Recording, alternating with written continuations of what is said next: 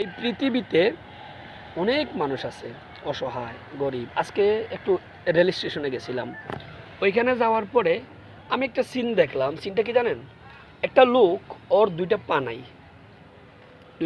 আর আমরা, হ্যাঁ, ছোটোবেলায় বা এখনও আমার মতো যারা আছেন, আমার বয়সে যারা আছেন, অনেকে কাজকাম করেন না। প্লাস তারা করেন কি, বাপ মার কাছে এক জোড়া জুতার জন্য, হুম,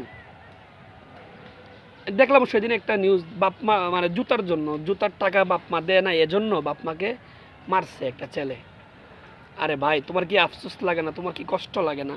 ওই যে আমি লোকটা দেখলাম, যার দুইটা পা নাই, তুমি তো সবর করার দরকার, তুমি তো শুকুর করার দরকার যে আল্লাহ পাক তোমার দুইটা পা দিছে।